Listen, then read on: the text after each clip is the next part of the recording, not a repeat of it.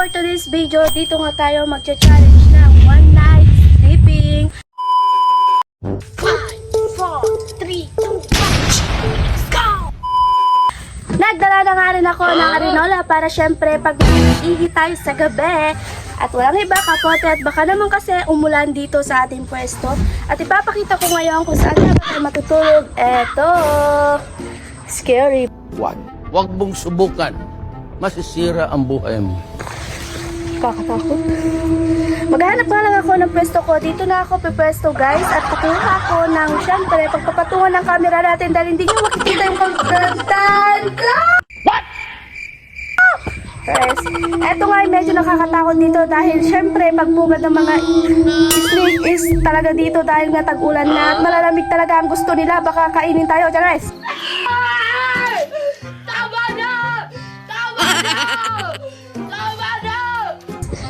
So, medyo scary itong gagawin natin. Pero syempre, i-update ko kayo. Kukuha lang tayo muna ng unan at higaan. Syempre, hindi tayo makakatulog kapag wala yun. Ipapakita ko rin yun. A few moments later.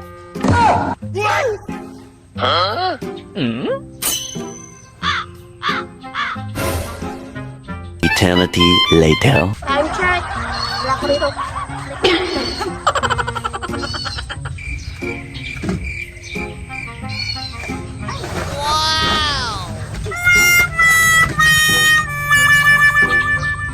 Oh no! Ang daming langgam guys. Ang daming langgam mga bla. Ang daming mga langgam mga ni.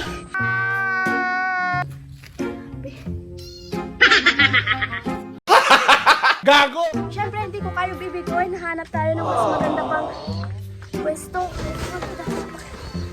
Run.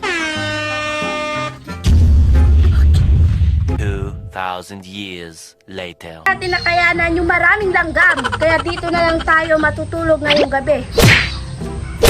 Medyo hapon na. Kailangan natin magmadali.